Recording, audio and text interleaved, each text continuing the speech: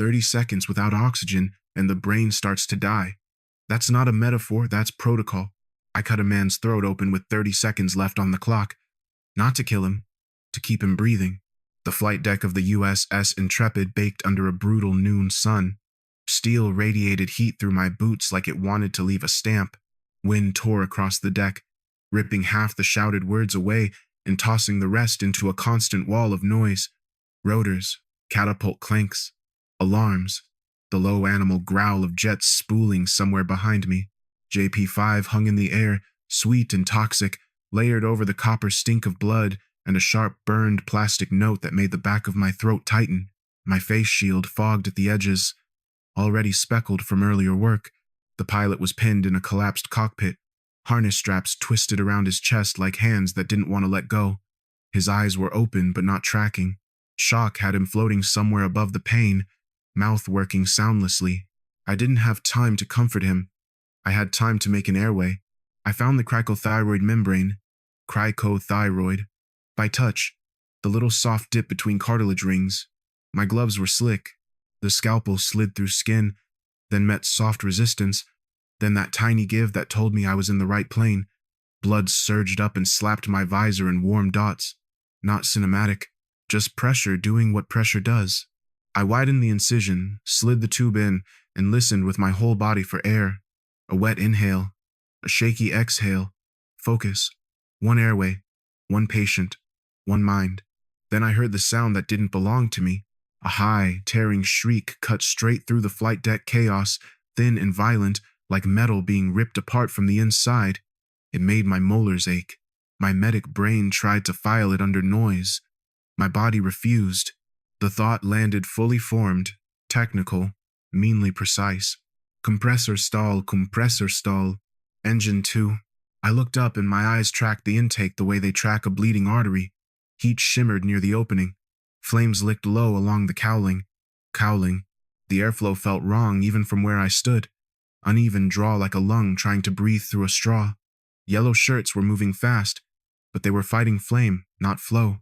The shriek climbed another note, and my skin prickled. My pager detonated against my hip, buzzing hard enough to rattle bone. Not a routine page. An emergency alert tied into a dead man's switch on the aircraft. If this went bad, it wouldn't just torch hardware, it would torch people. The vibration crawled up my spine like a warning shot. I should have stayed kneeling. The tube could clog. The pilot could crash. That was my lane. I stood up anyway. The shift didn't feel like courage. It felt like alignment, like somebody slid a set of controls into place behind my eyes. Move. I didn't know which one of us made that call. I dropped the scalpel. It clinked once on the deck and vanished under boots and smoke. Heat slammed into me as I ran toward the emergency panel. Air near the intake pulsed hot and thick, loaded with fuel vapor. My lungs wanted to cough. My legs didn't care. I drove my fist into the glass, covering the emergency fuel cutoff. The first hit spiderwebbed it and sent pain zipping up my wrist. I hit it again, harder, and the panel shattered, shards skittering across steel. One cut my knuckles. I felt it, registered it, filed it away. My hand plunged into the broken box. The lever was stupidly cold, like it belonged in a freezer instead of a fire. Solid, familiar. My fingers wrapped it without hesitation and I yanked it down. Compressor stall. Clear the intake. The words came out of my mouth like they'd been stored there for years. Not my calm medic voice. A cockpit command, short, sharp, certain. For a heartbeat, the world in my head wasn't anatomy. It was airflow. I saw the compressor blades starving, pressure stabilizing, the intake clearing like a lung opening. I didn't know why I could see that. I just did. The shriek collapsed mid-pitch, coughed once, then died. The sudden absence of that sound made the deck feel hollow. Silence hit harder than noise. The carrier kept roaring around me, wind, alarms, people shouting, but Engine 2 stopped screaming, and that mattered. My hand stayed locked on the lever. My fingers wouldn't let go. My chest heaved, fast and shallow, and the air tasted like hot metal. Blood and oil slicked my gloves. I caught a faint trace of alcohol on my own skin under all the JP-5. Habit. Grounding. Absurd. Then the adrenaline drained out of me like someone pulled a plug. Pain surged behind my eyes, deep and neural, as if two signals were fighting for the same wire. My right hand trembled. My vision narrowed, edges darkening. I tried to step back toward the pilot I'd just treated, tried to turn my body back into a doctor's body. My knees didn't cooperate. Two minds. My pager gave one last angry buzz, then went quiet. The world tilted, black spots swarmed my sight. Then the light snapped off, clean and final. Cold woke me up first. Not the polite kind, the clinical kind that lived in air-conditioned corridors and stainless drawers. Sickbay cold, white ceiling, fluorescent hum that made everything feel slightly irritated. A heart monitor kept time beside me, beeping like it had nothing better to do. My head felt packed with gravel. Every beep shoved the stones around. I tried to swallow and the iodine taste climbed up the back of my throat clean, sharp, almost metallic. My left hand twitched toward my temple, the way it always did when a migraine threatened. I didn't have a migraine. I had something else. My right hand moved before I told it to, thumb flexing, fingers curling, wrist easing back as if it rested on a throttle quadrant. Throttle back. The motion was small, precise, automatic. It scared me because it was familiar in a way it shouldn't be. My thumb hunted the bedsheet for a weapon switch that wasn't there, tapping twice like muscle memory checking a control panel. Phantom limb syndrome, my brain supplied, calm and clinical. Except I hadn't lost a limb. I hadn't lost anything unless you counted the part of my mind that felt like it had a roommate. Across the room, a stainless cabinet door held a warped reflection. The woman staring back looked washed out, eyes too dark, lips cracked. She watched me like a stranger. The door didn't swing open with a clatter. It clicked, soft like a lock releasing. A man stepped in without announcing himself, uniform pressed flat, boots quiet, no name tape, no shiny rank sign to latch onto. That absence felt intentional, like he'd stripped himself down to function in paperwork. He closed the door with the same quiet care. He didn't ask how I felt. He didn't look at the monitor. His eyes went straight to my right hand. I slid it under the blanket like a kid hiding a bad report card. The movement wasn't smooth. He noticed that. His stare didn't soften. It cataloged. Lieutenant Callaway, he said. Not Saren. Not Doc. Just the label. His voice had the tone of an after-action brief. Flat. Procedural. The kind of voice that never had to apologize. It made my skin tighten over my ribs. I tried to read him the way I read patients' posture, pupils, breathing rate. He gave me nothing obvious. No fidgeting, no wasted motion. Even his blink rate felt measured. That kind of control wasn't calm. It was practiced. Asset hovered in the air even before he said it, like a word printed on a file folder. I reviewed the deck incident, he said, and set a folder on the bed rail like I was furniture. You accessed the emergency fuel cutoff. According to the log, you throttled back first to stabilize airflow. Standard sequencing. He said it smoothly, like he was offering me an easy answer. It was wrong. Not wildly wrong. Subtle wrong. A misordered step. The kind that tests whether you react. My medic brain immediately raised its hands. Don't correct him. You don't know. You're the flight surgeon who got lucky and blacked out. That's the story you're supposed to live inside. My pulse climbed anyway. The monitor betrayed me with a slightly faster rhythm. He continued, still even. Throttle reduction prevents a flame out. Flame out. Cascade during stall recovery. Cleaner correction. My jaw tightened. I stared at the sheet, at a faint blue grid pattern, and tried to disappear into it. I could feel the itch behind my eyes, irritation that wasn't emotional, more like a part of my brain refusing to tolerate bad procedure, like watching someone push a tube past resistance and pretend it's fine. My right thumb twitched under the blanket. I heard a thought in my head that wasn't shaped like my thoughts. Short. Impatient. Say it right. No. I heard myself say before I could stop it. My voice cracked for half a syllable, then steadied into something sharper. Throttle back feeds unstable flow. You cut fuel first. Then you clear the intake. You don't give it more air while it's choking. Silence. The beeping grew louder in my ears. Or maybe my ears were just losing their filter. One corner of his mouth lifted. Not a smile so much as a check mark. Confirmation. He stepped closer. Close enough that I could smell starch and faint metal from his belt hardware under the antiseptic. His gaze held mine like a clamp. You have reflexes consistent with 3,000 flight hours, he said quietly. But your service record lists 0. My right hand twitched again under the blanket, thumb searching for that non-existent switch, like it wanted to prove him right. Pain pulsed behind my eyes, building pressure, the same ugly clamp I'd felt on the deck right before everything went dark. I forced myself to keep still. If I moved, I'd give him more data. He opened the folder. The pen clicked once, sharp, and then the tip scraped across paper. Slow, deliberate. The sound was intimate and ugly, like a blade on a whetstone. He paused just long enough for me to hear it, then read what he'd written in a flat tone. Asset unstable. Not a diagnosis. A designation. A line item. The fluorescent lights hummed overhead. The iodine smell stayed cold in my lungs. My heart monitor kept counting for me like it was keeping score. I understood then. Clean and bitter. I wasn't a patient.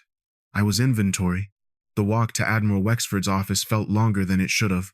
Not in distance. In pressure. Outside, the ship stayed alive the way it always did, boots on ladders, radios chirping, metal complaining. Inside the passageway leading to his door, sound thinned out. The air got colder and drier, like the ventilation decided this corner belonged to paperwork, not people. My hands still carried the ghost of antiseptic no matter how many times I'd washed them. That clean alcohol bite rode under everything, stubborn as a habit. The headache rode with it. A dense, behind-the-eyes ache that didn't pulse like a migraine. It buzzed. Tight. Electrical. Like something had found my frequency and parked there. The Marine at the door didn't look at me like a person. He looked like he was verifying a package label. A nod. A twist of the handle. Then I was in. Wexford's office was expensive in a way that didn't try to be charming. Dark wood. Clean corners. Model aircraft lined up on shelves like trophies that had never seen sunlight. Challenge coins sat in shadowed rows, little stamped circles of pride. A brass tactical model plane, heavy, polished, caught a stripe of light and threw it back hard, like a signal mirror. The air smelled faintly of old coffee and cold metal. No warmth anywhere. Wexford stood behind his desk with a clipboard in one hand, like it was a weapon he knew how to use. Deep voice. Stillness. The kind of presence that made you want to square your shoulders even when your spine begged to slump. I stopped at attention out of reflex. Not pride. Self-defense. The uniform held me upright better than my muscles did. My head was still swimming from Sickbay, from Vance, from the feeling that my right hand wanted to fly an airplane it had never touched. Wexford didn't offer a seat. He didn't waste time pretending he might. His eyes moved over me the same way my eyes moved over a trauma patient. Quick scan. Inventory. Problem list. He made the clipboard shift slightly under his fingers, paper rasping. The sound landed sharp in the quiet. He reached to the shelf and picked up the brass model plane. Not a toy. A scaled-down threat. He rolled it once in his palm, felt the weight, then flicked it onto the desk. It hit with a heavy clack and slid toward me, nose pointed like an accusation. I didn't flinch. I didn't reach for it either. I watched it stop an inch from the desk edge, held there by friction and the fact that nothing in this room moved unless he allowed it.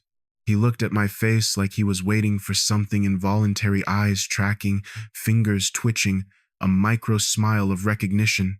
My body stayed medic still. My mind didn't.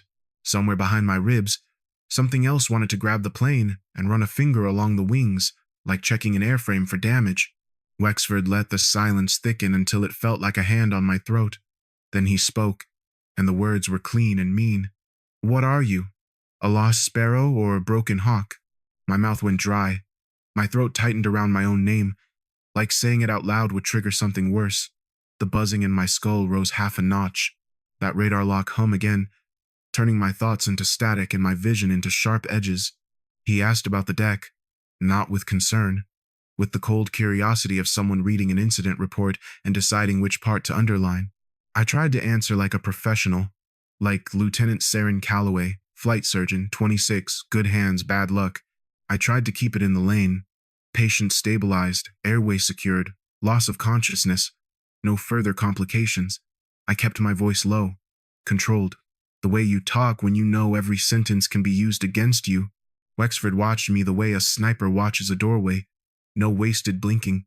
No mercy. He tapped the brass model plane with one finger. Tap, tap. The tiny sound was worse than a shout. It matched the hum in my head, almost synced to it, and something in me started to slip timing. He asked for my call sign. Not rank. Not specialty. Call sign. My stomach dropped. I didn't have one. I'd never needed one. I was the person you called when someone's lungs stopped working, not the person who went hunting at mock numbers. The headache tightened into a band. The buzz turned into a scream only I could hear. The room's light flared off the brass plane, bright enough to hurt. My lips went numb. My right hand twitched once at my side, tiny, like a muscle remembering a control. Don't say anything, I told myself. Say your name. Say your name. The words that came out weren't my name. They were old. They were precise. They tasted like someone else's certainty. Echo 5 Whiskey Tango. Coordinates 34.5 north. I heard it the way you hear a diagnosis you didn't want. Clear. Final. Not a guess. The air in the office changed. Wexford's face didn't go theatrical. He didn't gasp. He didn't soften. He just stopped moving, like somebody had hit pause on him mid-breath. His eyes flicked once, fast, to the door, then back to me. Not like he was seeing a junior officer anymore, like he was seeing a file marked KIA that had walked in anyway. The buzzing in my skull kept going, but now it had company. The sudden, stretched-out silence of a man doing math in his head that didn't belong in daylight. Wexford stepped around the desk. His boots made almost no sound on the floor. He reached the door and turned the lock. The click was small. It hit like a gunshot. He crossed to a cabinet I hadn't noticed before, opened it, and pulled out a compact device, plain gray utilitarian. He set it on the desk beside the brass plane and flipped a switch. A low hum filled the room. Not loud, constant. A thickening of the air, like sound itself was getting trapped in cotton. A jammer. Protocol as a shield. Wexford looked at me again, clipboard forgotten in his hand. His voice came out lower than before. Controlled. Not kind.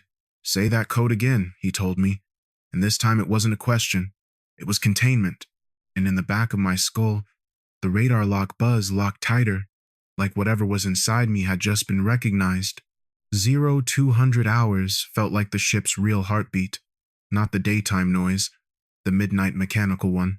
The corridor lights were dimmed, red in some places, pale in others. The air carried that late-night cold that seeped through fabric, like the ventilation was trying to preserve the steel. My stomach still tasted like iodine and stress. The headache hadn't left.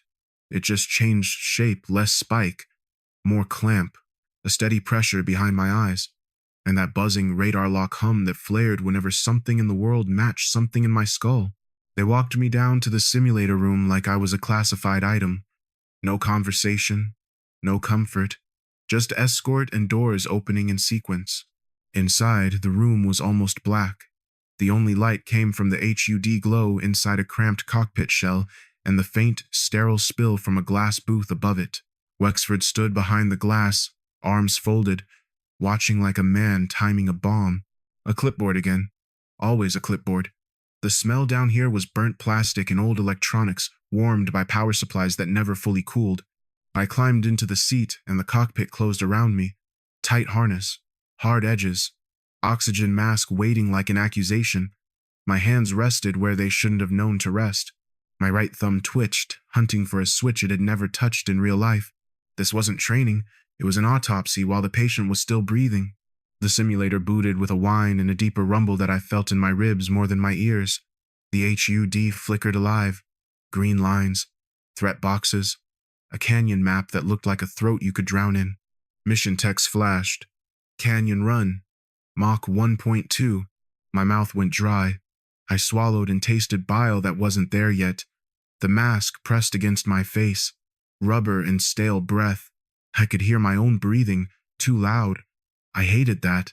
It made me feel like prey. Then the world jumped. Acceleration hit as a shove. Even though my body wasn't actually moving through air, my inner ear argued with my eyes. My brain tried to label it as simulation, as safe. My body didn't care. Sweat prickled under my collar. The harness dug into my shoulders. My heart started climbing like it had something to prove. The canyon walls on the screen rushed forward, too close, too fast. The HUD numbers ticked up with indifferent precision. Mach 1.2.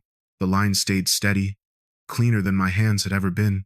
And under the panic, there was a second feeling smooth, focused, almost pleased. It wasn't mine. The buzzing in my skull sharpened. The radar lock hum turned into a steady tone, like something had acquired its target. My hands moved with confidence I didn't own. The canyon tightened. The floor rose. The HUD warned. My lungs forgot how to take a full breath. I felt the moment before the maneuver the way you feel a surgeon's pause before the cut, the last quiet second before violence. My grip adjusted. My left hand steadied. My right hand rolled as if the stick were an extension of bone. No hesitation. No debate. 9G turn. My body reacted like it had been dropped under a collapsing building. Even in a simulator, the motion cues and pressure systems did their job. Blood tried to leave my brain. My vision tunneled. The edges went dark, then flooded red. Red out. It wasn't pretty. It was physiology. Pressure in the head, heat in the face, a sense of your eyeballs being pushed from behind. I tasted metal. I felt something tiny burst in my nose and then warm wetness hit the inside of the mask. Capillaries giving up. Little failures stacking fast. GLOC, G-force loss of consciousness, crept in at the margins. Not full blackout yet. More like the world deciding it didn't need me conscious for what was happening. My stomach flipped. The sour surge came up hard, unstoppable. I tried to swallow it down like pride. It didn't listen. I vomited into the oxygen mask, hot and acidic, and the taste filled everything. It burned my throat. It coated the inside of the mask. Every breath became a struggle through my own mess. My hands stayed steady anyway. That was the sick part. The mind flying didn't flinch at the body dying. It held the line, cut the corner, cleared the wall by inches like pain was just background noise. The canyon spat me out into open sky on the screen. Threat boxes blinked, then disappeared one by one. Targets dropped. Clean. Efficient. Unfair. A tone sounded. The HUD flashed mission complete. Kill ratio 100%. Heart rate 180 beats per minute. My heart felt like it was trying to claw its way out through my sternum. My fingers trembled against the controls, not from fear now, from the aftershock. My lungs pulled in air that tasted like bile and copper and burnt rubber. My eyes watered, and the red haze didn't fade right away. The mask was heavy with vomit. Every inhale dragged a little of it back across my tongue. The simulator's motion stopped. The sudden stillness made my stomach drop again, like the world forgot to catch me. My muscles kept bracing for G that wasn't there. My legs twitched against the harness. My right hand tried to re-find a switch, a weapon button, something to finish a fight that had already ended. I fumbled the mask off. The straps stuck to my skin. The inside of the mask was smeared. The smell hit harder without the seal acid. Sweat, and something sickly sweet that I couldn't place until I realized it was my own panic. I tried to stand. My knees folded. I slid down into the cramped space, shoulder catching the cockpit wall, and my body started to convulse in short, ugly waves. Not dramatic, just nerves misfiring after being pushed past their limit. My vision pulsed. The headache surged back like a hammer. Behind the glass, Wexford didn't cheer. He didn't look impressed. He looked at the perfect score like it was a crime scene. And in the dark, with my throat burning and my hands still wanting to fly, I understood the test hadn't been about skill. It had been about how much of me could break before the thing inside my skull stopped flying. The recovery bay had a manufactured quiet to it, the kind that only exists when someone wants witnesses to hear nothing. The heart monitor at my right kept a steady, bureaucratic beep. Lights were dimmed to that hospital gray that makes skin look tired and unimportant. My body felt wrecked from the simulator. Harness bruises still banded my ribs. My throat burned where bile had climbed into the oxygen mask. Every swallow tugged at my stomach like it was remembering the taste. I lay flat and let my eyelids droop, not fully closed, just enough to see through my lashes without moving. Breathing was the trick. Too slow and a corpsman would check. Too fast and the monitor would snitch. I matched my inhale to the beeps. Shallow enough to look sedated. Deep enough to stay conscious. My right hand wanted to curl. It kept trying to find a switch that didn't exist. A phantom motion like the sim had rewired the tendons. I forced it limp against the sheet and listened. The room smelled like cold plastic, antiseptic, and something faintly sweet I didn't like. The door beyond the glass stayed shut. No footsteps inside. Just the machine counting for me. Across from my bed, a glass wall opened into the observation room. Major Vance stood there like he'd been poured into his uniform. He didn't enter. He didn't lean in to check my pupils or ask if I was okay. His eyes stayed on me with the detached focus of somebody reading a gauge. Backlit, his face was hard to make out, but posture tells you plenty. Straight spine, chin level, movements clipped and economical. He lifted an encrypted sat phone to his ear. The device looked wrong in a military hand, civilian shape, military purpose. He spoke in a low, flat tone that wasn't a whisper so much as a conservation of sound. The glass muffled him, but I caught the words that mattered. "Project Lazarus successful in software," he said. My jaw tightened without permission. Software. Me. Failed in hardware. Subject is remembering. Requesting liquidation. Liquidate. The word wasn't shouted. It didn't need to be. It carried the calm finality of a checkbox. My pulse jumped, and I pulled it back down by force, smoothing my breathing until the monitor kept its same obedient rhythm. In my skull, that radar lock buzz sharpened, like the sentence had physically tightened a wire. Vance didn't fill the silence that followed. He waited, patient, as a man who knew approval was a formality. My mouth went dry. My tongue tasted sweet now, like the air itself had been flavored. Then he spoke again. "Understood," he said, and there was nothing human in it. "We'll stage it as a PTSD suicide." PTSD suicide. On paper it would be clean. Tragic, believable, forgettable. No press, no hearings. Just a note in an admin log and a condolence email drafted by someone who'd never met me. My stomach clenched hard enough to hurt. I kept my face slack, eyelids heavy, the perfect patient display. Inside, everything tightened into a single directive: stay awake. The other directive came from somewhere deeper, hotter. Maverick, the ghost behind my eyes, didn't want to think about paperwork. The feeling wasn't fear. It was irritation, raw and focused. Kill him. Now. The impulse came with images of leverage points and timing, as if my body knew how to turn violence into math. My body disagreed with a weak tremor in my legs. I could barely sit up without the world tilting. My hands were unsteady. My throat was sore. I wasn't built for a fight in a corridor, not like this. Vance ended the call and turned to the wall panel. His fingers tapped a sequence without hesitation. A small indicator shifted from green to red. Somewhere outside my room, I heard the faint magnetic click of doors sealing in a chain. Lockdown protocol. Activated remotely, with the same casualness as turning off a light. The sweetness in the air thickened. It wasn't perfume. It was the sickly anesthetic kind that crawls up your nose and makes your brain feel heavy. Sevoflurane. Sevoflurane. I knew it the way you know smoke by consequence. A tool I'd use to let patients forget pain. In this room, it wasn't mercy. It was an eraser. A tiny hiss threaded through the ceiling vent. Steady and quiet, like the room was breathing for me. My lungs tried to pull deep out of reflex. I kept my breath shallow, counting seconds between beeps, measuring survival in slices of air. My fingertips went numb. My eyelids wanted to drop for real now, not pretend. I forced them to stay half-mast. Behind the glass, Vance didn't watch for struggle. He trusted chemistry. The main door's maglock, engaged with a final click that felt too loud.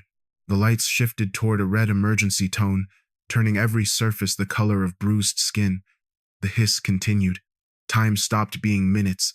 It became breaths. I slid my left hand under the sheet and found the edge of my scrub pocket. The flat outline of my surgical kit pressed against my fingertips, cold metal through fabric, a promise I hadn't earned. I didn't move yet. Not until the Sevo made the next shallow breath taste sweet and wrong and my thoughts start to lag at the edges. Then, in the quiet, I started planning the way you plan a cricothyrotomy. Fast, ugly, and necessary. The gas came in layers.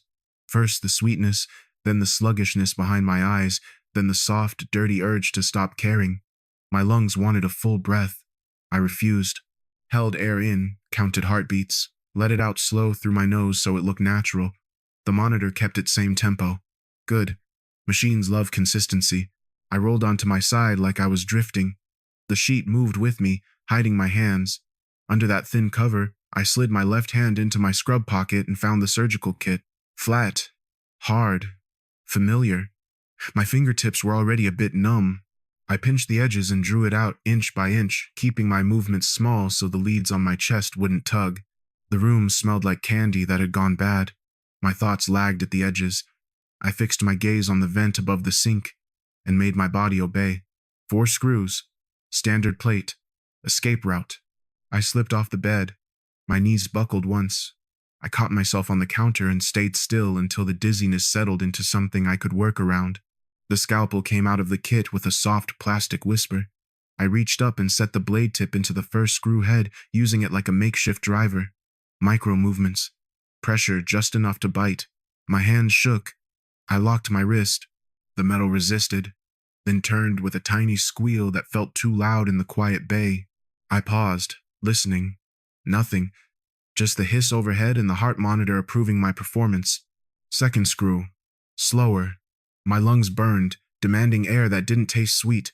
I took a shallow sip and hated myself for needing it. Black flecks peppered my vision. Third screw.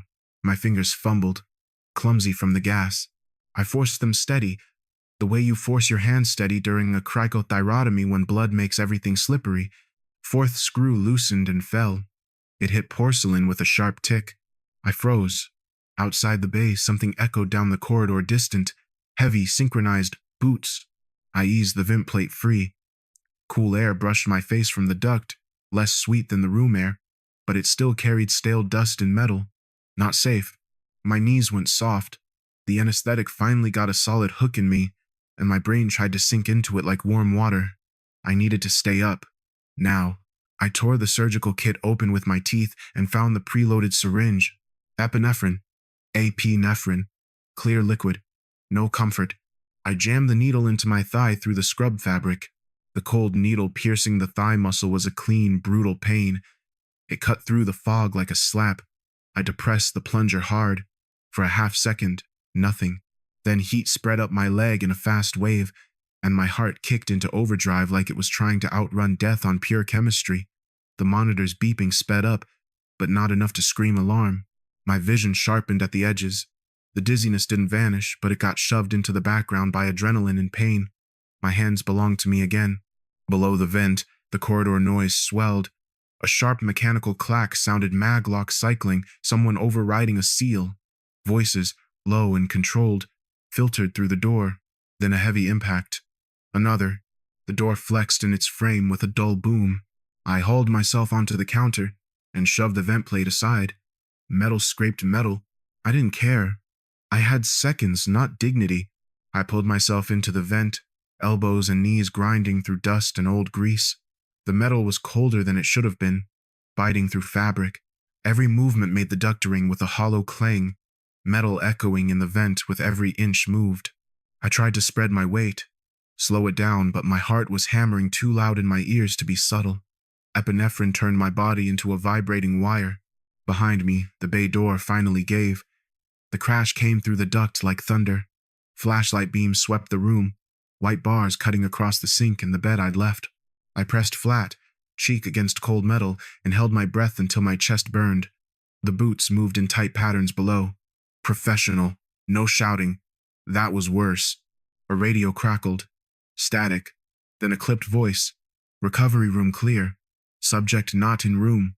Another voice answered after a brief pause, calm enough to chill me through the duct. Vance. Seal the deck. Initiate blackout protocol. Blackout. No lights. No cameras. No easy exits. My mouth went dry. The ship's ventilation hummed around me like a living thing, and for the first time it hit me. I wasn't hiding. I was crawling through the guts of a warship that could decide to go dark at a single order.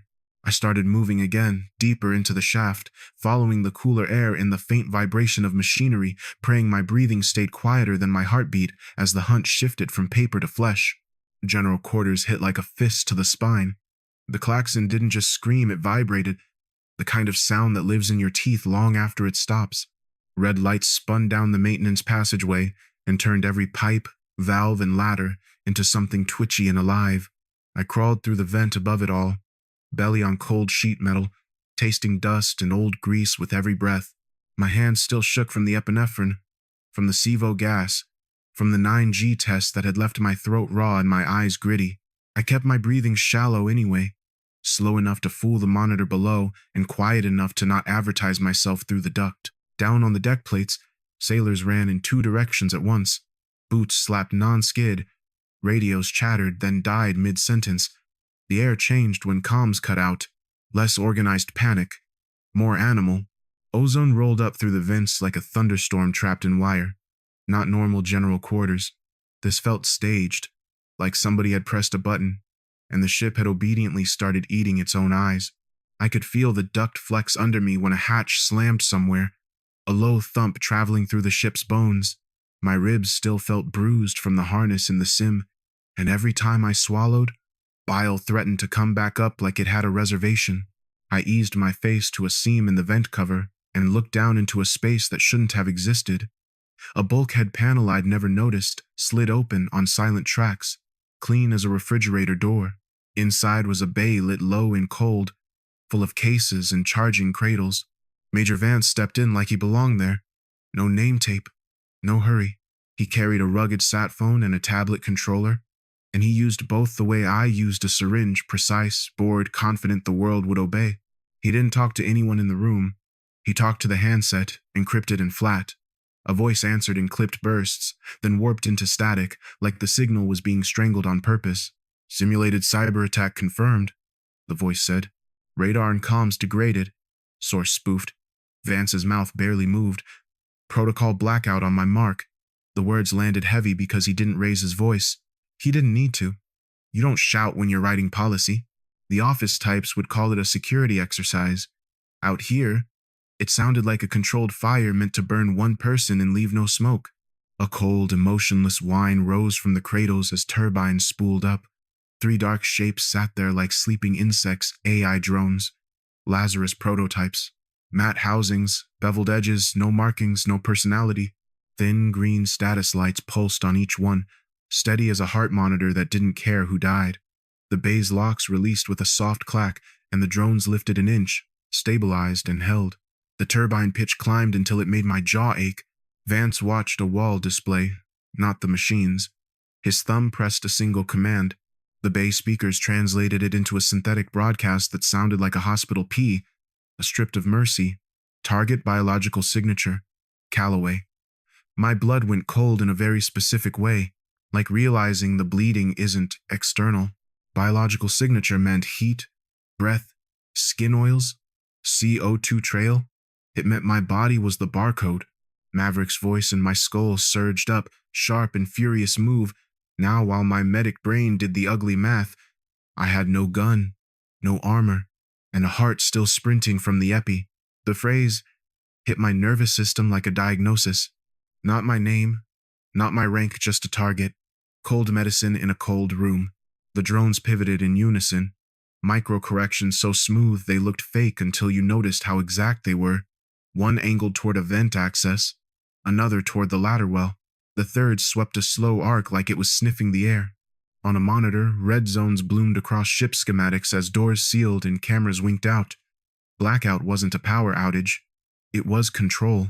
The drones slid out of the bay like knives leaving a sheath, silent except for that cold whine. I pulled back from the seam and started crawling. Faster now, elbows burning on metal. Every inch echoed inside the duct, a hollow drum that felt like it was announcing me. Behind me, something ticked against a vent panel light contact. Searching. My pulse spiked so hard my vision shimmered. I bit the inside of my cheek to keep my breathing quiet. Copper taste. Real. The only place with enough wind and noise to shred a scent trail was topside. I didn't want the flight deck. The flight deck was where people died in public, but it was also where the ship couldn't whisper as easily. So I crawled toward the roar, toward the JP-5 stink, toward dawn while the Hunter turbines kept singing my name without using it. A second tick came, closer, and the duct's air tasted warmer like the drones were pulling samples and the ship was helping them by funneling me forward. Dawn on a carrier isn't pretty. It's a dirty gray smear at the horizon, the ocean like hammered steel, and the flight deck lit in swirls of red emergency lamps that make everyone look guilty. The wind had teeth. It tore at my scrubs, at my hair, at the thin layer of sweat that never fully dries when JP-5 fumes are baked into the air. General Quarters was still screaming through speakers, but the sound got swallowed by engines spooling and the thunder of the sea. I came up out of a hatch near the island, and the deck hit me like a wall heat from burning fuel, salt spray, smoke, the metallic bite of electrical arcing somewhere aft. My medic brain wanted to triage the whole world. Maverick's mind inside me only saw timing and lanes and danger angles. And now drones, too. I could hear them. That emotionless turbine whine threading through the chaos like a dental drill in a bar fight. A jet sat on the catapult, canopy down, lights alive, crew swarming it like ants around a dropped soda can. It wasn't a standard bird. Its lines were wrong, too clean, too sharp, like someone had taken a fighter and erased the parts that needed permission. The X-Wing prototype. I didn't know why it was on deck during an alarm, but I knew what it meant. Somebody expected a launch. A pilot in a helmet and flotation vest sprinted toward it, patch on his shoulder reading hammer. He ran with that loose confidence of someone who belongs on the deck. I didn't. My legs were still weak. My vision still wanted to tunnel when I turned too fast. The shooter, catapult officer, at the catapult station was masked in goggles and a cranial, head snapping between hand signals and green lights. No one was looking at faces. They were looking at motions. I tasted the plan forming before I agreed to it.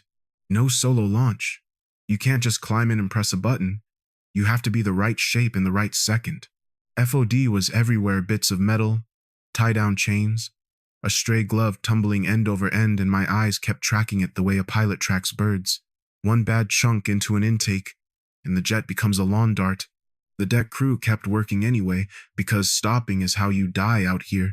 A drone exploded somewhere forward, sharp flash, shower of sparks and debris skittered across the deck like thrown shrapnel. One piece clipped Hammer's helmet with a wet, ugly thud. He went down hard, knees folding, then his whole body, like the power switch, had been flicked off. The deck swallowed him. Training took over. I ran to him because that's what I do. Because the body does what it knows even when the mind is split. I hooked my arms under his harness and dragged him toward the edge of the lane, away from the intake blast. He was heavy and limp, his helmet visor fogging as his breath stuttered. Clear. I barked, and it came out clinical, not heroic. I didn't have time to explain. I laid him down like a patient on a gurney, checked for a pulse with fingers that still trembled, then used his fall as my cover. I slid into the cockpit in one ugly motion, hips catching, shoulders slamming the frame. The seat swallowed me. The smell inside was warm plastic and stale oxygen and fear. The first thing I did was drop the visor. Visor down. The glossy black shield snapped into place and turned the deck into a red-tinted world. It also hid my face. My hands moved like they'd done it 1,000 times, and the part of me that was still Saren Callaway felt sick about how easy it was. I threw the next motions, fast straps, switches, breath, then leaned left and gave the shooter the only language that mattered. A sharp hand signal. Launch bar down. The shooter saw it, assumed Hammer had recovered, assumed the helmet meant pilot, and in the noise and chaos he didn't hesitate. The catapult shuttle engaged with a heavy thud I felt through my spine. Steam hissed. My lungs tried to brace and failed. The catapult shot hit like a car crash. The harness crushed my chest, air punched out of me, and the world went thin and fast. For a heartbeat I was sure I'd read out right there. Sure GLOC would take me before the sky did.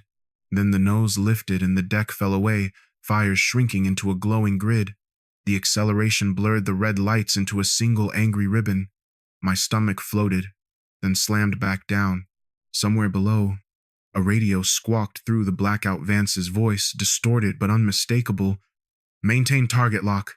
Do not lose the biological signature. It wasn't aimed at me like a threat. It was a reminder to the machine. Behind the visor, I couldn't hear myself scream.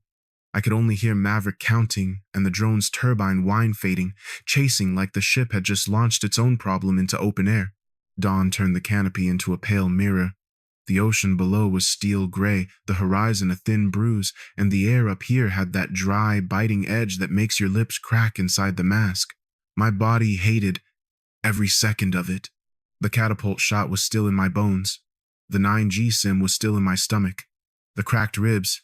Yeah, I'd been pretending I didn't hear that little internal pop earlier. Now every breath rubbed glass along my chest. The jet didn't care. The jet just kept flying, thirsty and humming, chasing a path my hands could barely hold. 3 drones did care. Not emotionally. in the way a mousetrap cares about a finger. They were behind me, high and tight, not wasting motion. The threat display painted them as clean diamonds, but my eyes caught the real shapes when the sun hit them, slick, insect-like, turbines whining with no human wobble, no radio calls, no ego, just the soft, relentless climb of a firing solution, like a math problem you can't argue with. My mouth went dry anyway. Then the other presence in my head slid forward, calm as a surgeon's hand. Maverick didn't say my name. He just took the situation, waited, and started moving my body like it was his. The first warning tone hit like a needle. Maverick didn't flinch. I did. My stomach tried to fold in on itself and my hands went cold, the way they do right before a bad airway. "They're gonna shoot," I muttered, because saying it made it real, and I needed it real. He answered without words. My wrist tightened on the stick. My thumb hovered where it should have been for a weapon select I barely understood an hour ago. The drones launched clean. A bright flare on the periphery, then the missile tone sharpened, hungry. Maverick yanked us into a move that looked wrong on instinct, like stepping into traffic. Nose up. Hard, bleeding speed on purpose. A Cobra maneuver. The jet protested, buffeting, the airframe shuddering as the airflow separated. My body kept going forward while the plane tried to stop. The harness bit. My ribs snapped, like dry kindling, one, maybe two, and the pain punched the breath out of me. Readout slammed down. Blood rushed into my head until the world stained crimson, capillaries bursting behind my eyes. I made a sound I didn't recognize. It wasn't a scream so much as a wet choke. The missile overshot, committed to the path the drone's logic assumed I'd maintain. They couldn't handle insane. That was the whole point. Maverick didn't milk the moment. He used it. The drone shot past, turbines rising in that cold, emotionless whine, searching for the heat trail they expected. He did the thing that made my medic brain revolt. He killed the engine. Engine cut off. The roar collapsed into a hollow wind scream, and my stomach floated, weightless and wrong, as we dropped like dead metal. The cockpit got quieter in a way that felt illegal. My lungs tried to panic breathe, but the cracked ribs turned inhaling into a knife twist. The drones lost our heat signature, and, for a half second, their perfect certainty stuttered. That hesitation was the only mercy in their code. Maverick waited until they were past, then snapped the jet back to life. Relight. The engine coughed once like it was choking on its own fuel, then caught with a violent surge. Thrust slammed me into the seat. My vision pulsed red with my heartbeat, but Maverick rolled us under them. Fast, ruthless, lining up the nearest drone like he'd been waiting 3 years for the angle. "Fox 2, I rasped. My voice sounded tiny in the helmet. The missile left the rail with a heavy kick, and heat did the rest. The drone blossomed into fire. No drama, just math meeting physics. The second drone tried to break away, but it was too late.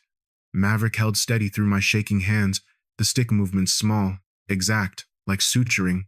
Another Fox 2. Another burst. Fragments glittering in the dawn. The third drone got smart, diving low, using the sun glare, trying to rebuild a solution with fresh angles. Maverick answered with chaos, an ugly roll that made my stomach slam. A dive that turned the red tunnel of my vision into a pinhole. The radar lock buzzing and my skull rose until it felt like teeth on bone. Then the jet lurched. A hit. Shrapnel, maybe. A new alarm started chirping like a dying bird. Hydraulics. Control surfaces sluggish. The stick went soft, mushy, like stirring wet sand. Maverick compensated anyway, refusing to let the aircraft admit what it was. My body was done negotiating. Each breath rattled. Something warm slid behind my sternum that wasn't air. The last drone crossed my nose for a heartbeat, close enough that the turbine whine turned into a physical pressure in my teeth. Maverick took the shot. The missile tracked, the drone exploded, and the sky filled with a quick, ugly snow of debris. I didn't feel victory. I felt bingo fuel on the gauge, and my ribs grinding every time I tried to breathe. The carrier was out there somewhere, a moving postage stamp on a hostile sea. Maverick's calm shifted, just slightly, like he finally noticed the body he was borrowing was coming apart. "Bring it home," he said, softer than he'd been, and I aimed for the invisible deck, trying not to count how many breaths I had left. The deck rose out of the dawn like a moving wall. Not a runway, not a place you land, more like a knife edge you try to meet without falling off. The ocean below was black, blue, and angry, spitting whitecaps, and the flight deck lights pulsed red through the haze. My jet flew like it was held together by stubbornness and rivets. Every control input felt delayed, gummy, like my hands were pushing through mud. My ribs were worse. Breathing hurt in a way that made my vision sparkle at the edges. I tasted blood every time I swallowed. The hook cue danced on the HUD, 3-wire, the third arresting cable. The words should have meant safety. They felt like a dare.